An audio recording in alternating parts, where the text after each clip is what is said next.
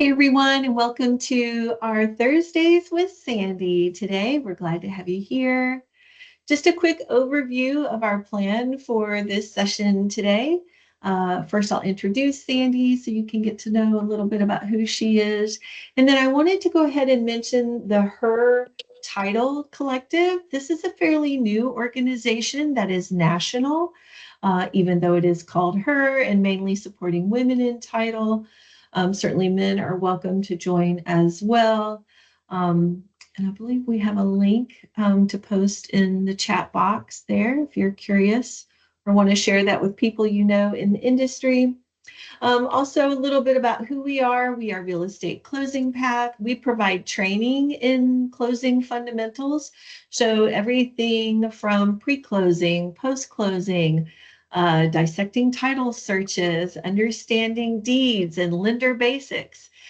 So we have a whole array of workshops that we provide, and they are all accredited in both Georgia and Florida. In Georgia, they're accredited for both attorneys and realtors. And then in Florida, they are accredited for attorneys and escrow officers. And we continue to expand throughout the US. And then let me go ahead and introduce Sandy. She's our lead educator, but we have a new nickname for her, which is our title fairy godmother. So she is the one with all the know in the industry. She has over 40 years of experience in mortgage and real estate settlement. She's worked with large and small firms and engaged in all aspects of the closing process. So that really has given her a unique perspective. And then she is known for her wit and wisdom, and I'll throw in her Southern charm, and has collaborated on all curriculum development and led instruction for RECP for the last 5 years. We're coming up on our 5-year anniversary this summer. So today, Sandy's going to be sharing a little bit about her experience in the last year as both a buyer and a seller. So not only is she used to working on one side of the closing table, she got to switch sides and actually be the client and customer. And I think she really has some interesting insights on what she experienced. And so I'm looking forward to hearing Sandy share some of her stories, but a quick conversation. Have you ever had buyer's remorse? Have you ever made a purchase and then maybe instantly regretted it? This might take a second. All right, I have Pierre's typing a comment in the chat box. I know I might have to think for a minute. Buyer's remorse. Luckily, I don't think I have it on a major purchase. The first thing that comes to mind for me is probably an outfit. Like, I think I've been guilty of buying clothes maybe without trying it on. And then I get home and I put it on and I'm like, yeah, no, what was I thinking? And then you're just having to return it. Or maybe it looked good in the store lighting and then you get home or you think it's going to match something and it doesn't go with the shoes or whatever else. So clothes is maybe the first thing that comes to mind. Yeah. Any other buyer's remorse? I've had it happen at restaurants. I'll order something and then Ooh. you get it and you go, yeah, this is either not what I thought it was going to be. It's not really what I wanted, or it doesn't taste good, or, Yeah. something, Yeah. which I get made fun of all the time for always ordering the same thing. Like when I go to a certain place, I order this because I know I'm going to like it. Yeah. Yeah. I kind of do as well. Or the remorse of you look around the table and you're like, oh, what they ordered actually looks better. Yeah. So, Yeah, for sure. yeah. Yeah. What about you, William? Anything to share? No, I look at a lot of menus and think, now why in the world did I come here in the first place? So Right. Right. Yeah. Well, and now so many places post them online and you can check ahead, which is a nice perk of the modern era. You can kind of preview, or that people will post their photos on social media and you can see what the filet mignon actually looks like. Yeah. All right, Sandy, I know you have some stories to share, so we're just going to sit here for a minute and let you kind of share. I don't know that you have buyer's remorse, but I know some things didn't go so great in the last year. So take it away. Well, it's very interesting when you've been in this business a long time. And of course, I had bought and sold several times, but last year in February, we sold our house, excuse me, that I had lived in 20 years. So it'd been a long time since I had been that person.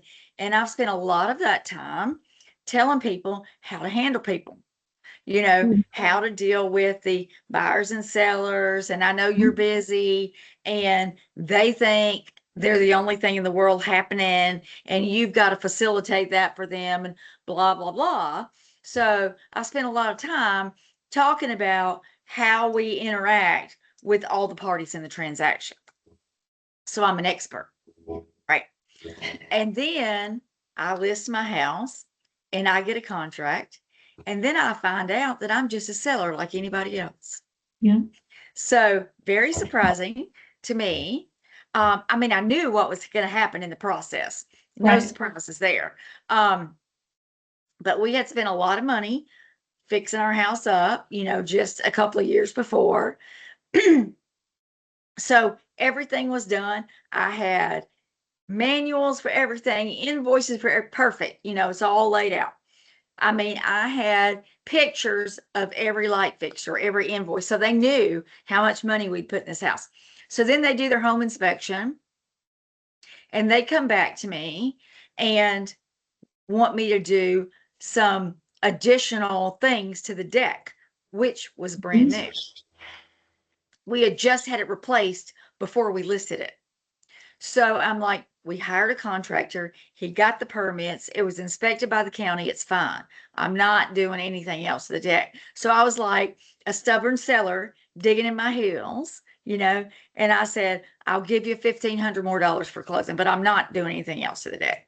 Yeah. So, we go through that whole process. And I remember telling people all along, when you get that home inspection, you can't ask the seller to do everything on the home inspection, right? Because it's 100 pages and it's the floodlight bulb is out, everything. So you've got to be reasonable. And you have to remember that the things you asked for, the things the inspector pointed out, could be insulting to the seller. And I was insulted. And again, one of the things was they asked me to clean out the crawl space because I had things that had been out there 20 years. You think? I knew I was going to have to clean out the crawl space. You'd have to tell me that. But I guess they just wanted to make sure that it's done. And I had to send them pictures when it was done and the whole thing. So we go through the process and we're almost down to closing. And again, lived there 20 years. My kids grew up there. They're gone, grown, moved out. Now I've got tubs of their belongings, and all the things. So the garage looks like Hiroshima, just stuff everywhere. And we've got stuff packed onto a pod and we're trying. And then they decide they want to come and do their walkthrough. And I always counsel people, do your walkthrough, not the morning of closing. So if there's any problem, you have time to resolve it prior to closing. So because of that, which I had communicated to my agent and she had communicated it to their agent 3 days before closing, while we're working like dogs and sweating like you can't even imagine in the garage, they want to come through and do their walkthrough. And I'm like, well, the idea of the walkthrough is that the house is in substantially the same condition as it was. When you look, of course, now all the pictures have been taken off the walls and I hadn't puttied and fixed all the holes yet because we're working on the garage. So I'm like, well, feel free, y'all come on over, but it's a mess. And it turned out fine and closing was fine. And, I didn't have any surprises at closing. So that was all great. So then now we turn around several months later and we find a house we want to buy. So we put a contract on this little house that we're going to buy. And in this process, now I'm on the other side of the transaction. Now I'm the buyer. So I'm doing my home inspection and I'm going to submit, an amendment to address concerns to my seller with 100 items on it because I want them all fixed, right? So now I'm not the seller, I'm the buyer. And so, and this house had not been his primary residence. So I figure it's not insulting to ask because you don't live there, you know. And so we had to go through all of that rigmarole, and there was some tension in the repairs. Certainly, we were asking for some plumbing things and electrical things and all that. And above all, we had a roof issue in that we had water stains on the ceiling. So, you know, it's going to be a big deal. So the seller's a contractor. So he basically bought the house, flipped it, you know, repaired it, flipped it. So, but he, in theory, had the roof replaced. So I'm like, well, there's water stains on the ceiling. Well, I'll fix that.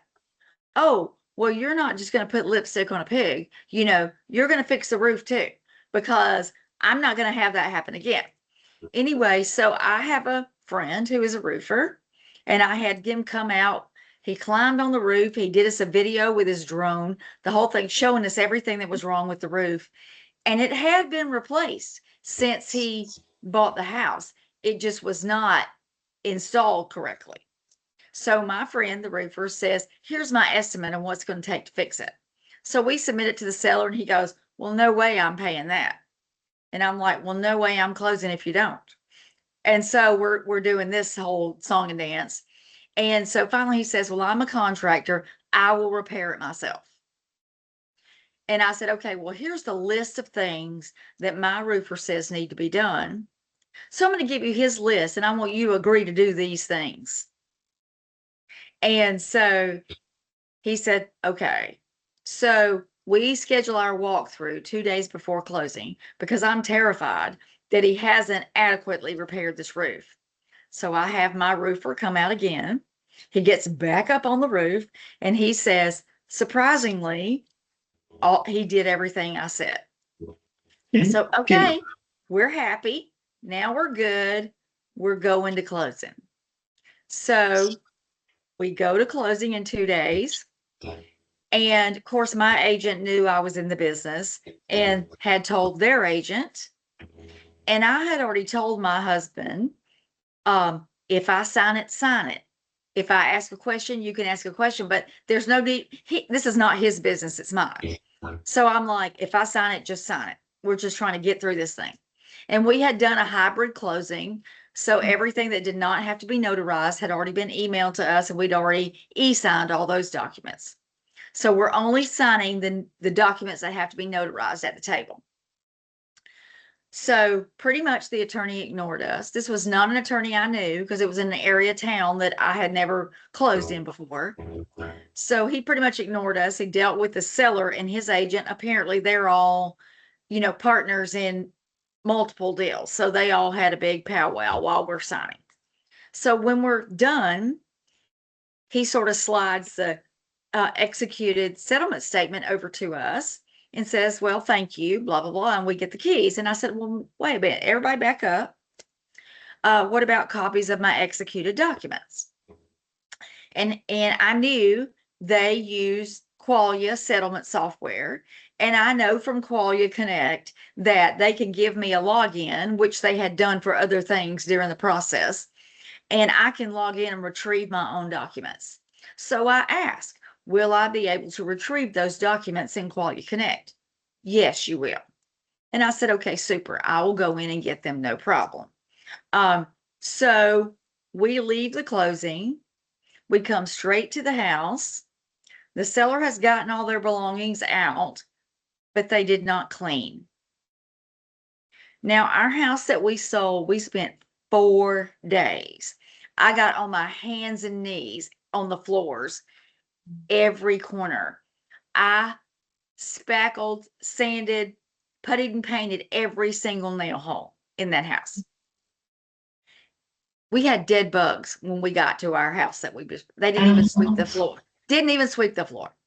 So, okay, you know, we're going to let that go. So we closed on Friday. On Monday, I go log into Qualia Connect looking for my documents. Not there. So I emailed the closer and I said, you know, attorney so-and-so told me I would be able to retrieve these documents today. They're not there. Can you please advise? Well, we don't usually give those documents, to the buyers. And I'm like, okay, I've been in this business 40 years. I've been a closer over 20 years of that. Never one time did I have a closing where the buyer didn't get copies of their documents.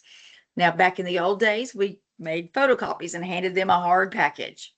And then it progressed to, we saved them digital copies on a jump drive and we gave them that, along with a copy of their termite letter and their HOA letter and all of that, so they would know. And then software progressed to the point that now we can upload documents and they can go in and retrieve them. Okay, great. But they're not there. So don't tell me, I know that you're supposed to give me a copy of my recorded warranty deed. And a copy, pardon me? No, go ahead. And a copy of my, where's my owner's policy? Okay, I paid for an owner's policy. Where is it? So after several emails back and forth, which were very condescending from this closer, I emailed the attorney directly and said, please see below. Here's my email chain with your closer. Because my favorite email in the world is please see below when somebody tells me they didn't do something, didn't say something. So pretty soon I get copied on an email where he's telling his closer to provide me with my closing documents. Well, they sent me a copy of my recorded warranty deed, a copy of my recorded security deed, and the owner's policy. But where's everything else? Fortunately, before I became a closer many years ago, I was a loan processor and then I was a loan originator for several years.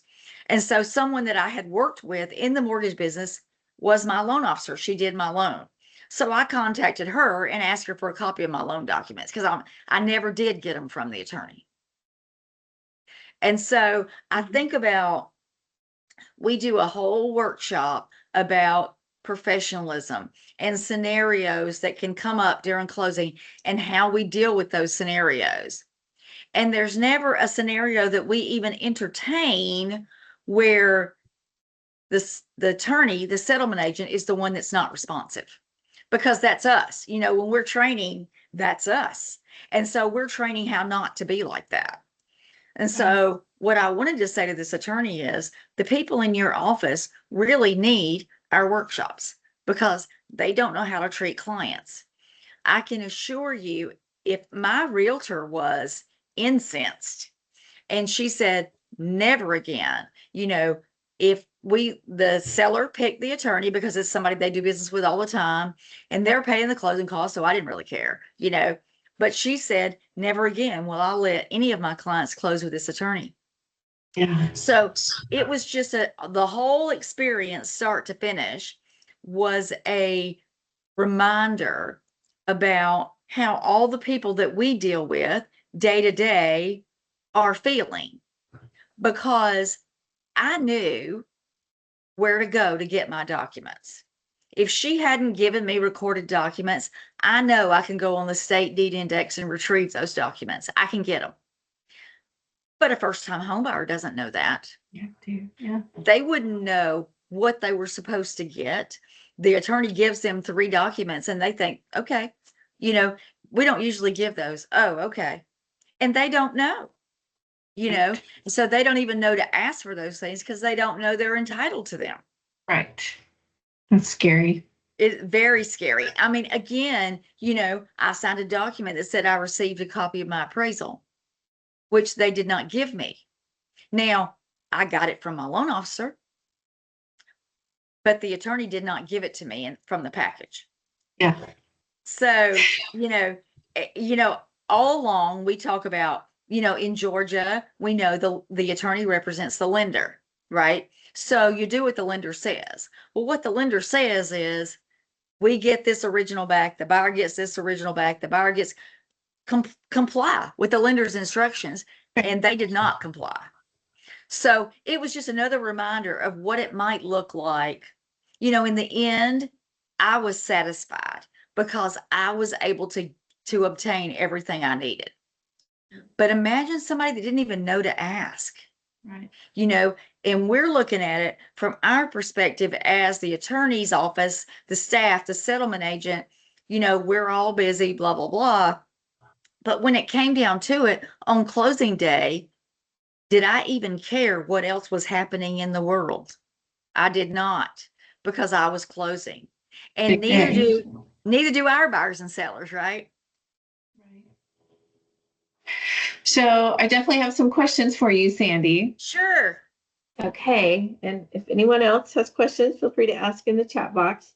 So with that little hiccup at the end of the process where you didn't get your executed documents, who is more at fault there, the closer or the attorney, or do you say equally both?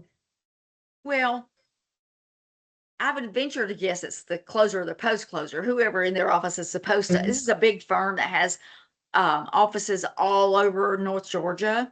And Right. so I'm sure they have a process, whatever that. So I don't know who's responsible for uploading them. And the attorney said they will be available in Quality Connect, which they should have been.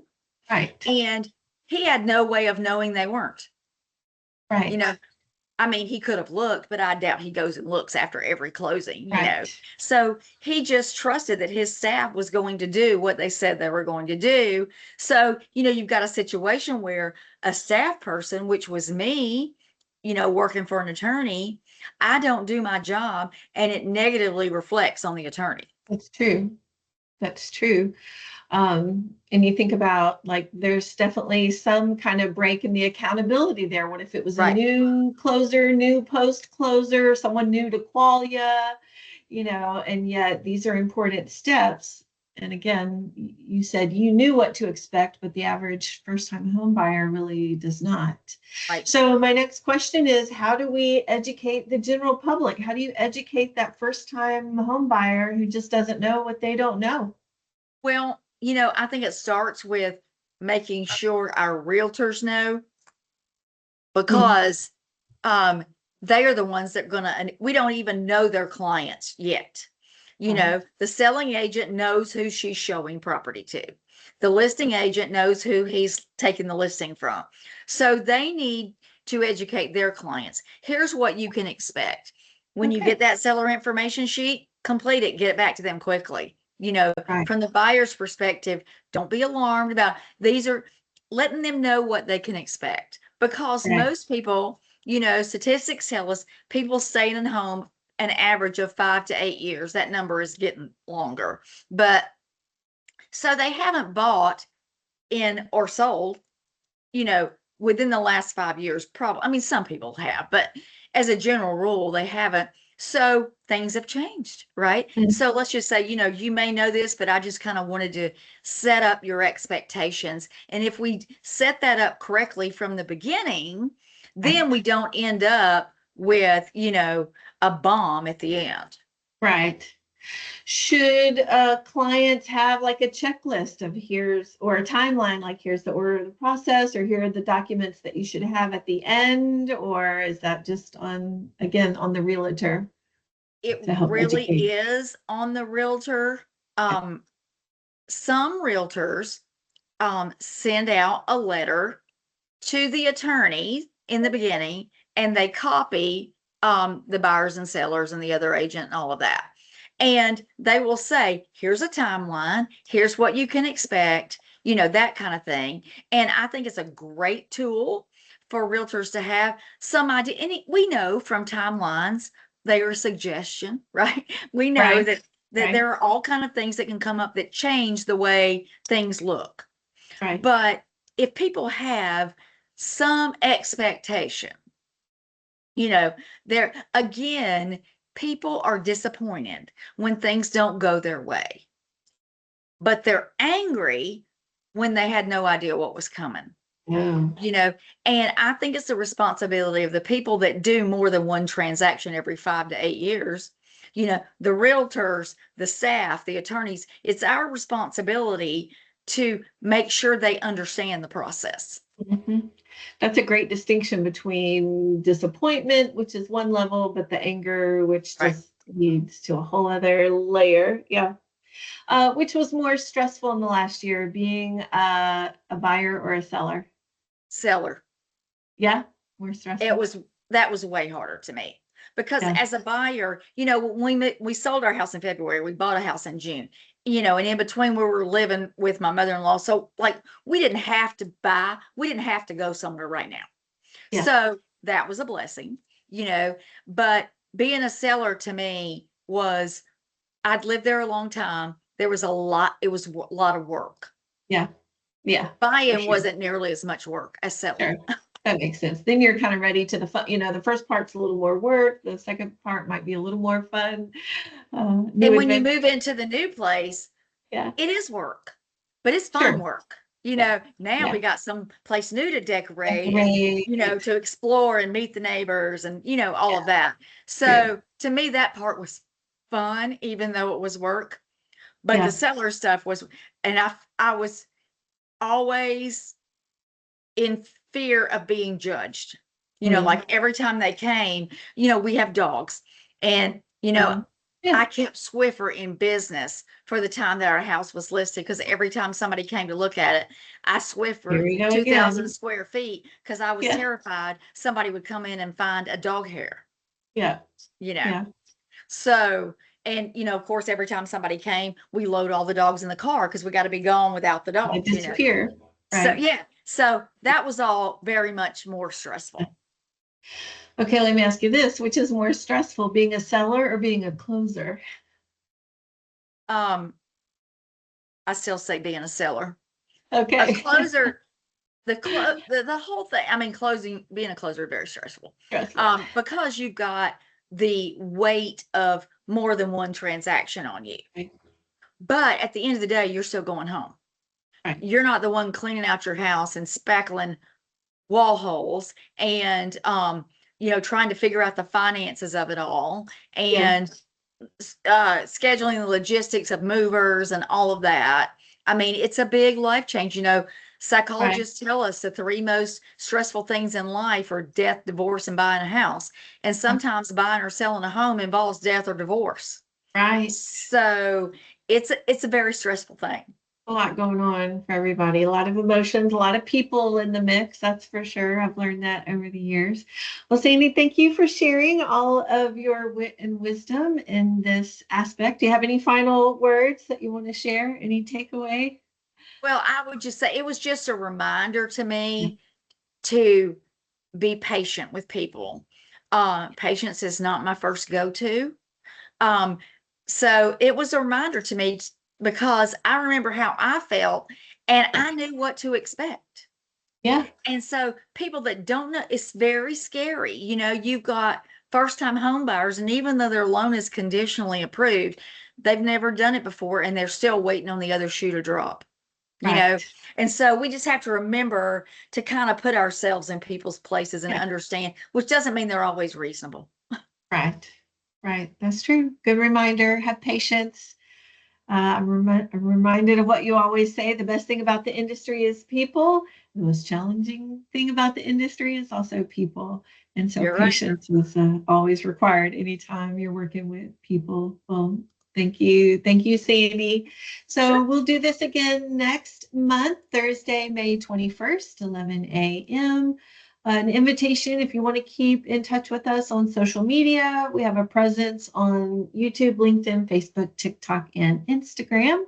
If you're interested in any of our training, you can see the list below. Check the calendar on our website. And certainly, if you have any other follow-up questions, feel free to reach out at the email address below. So good to see you. William, thanks for joining us. Thank you, and I appreciate it. Y'all have a good day. See you. You do too. Thank you so much. You too. Take care. Bye.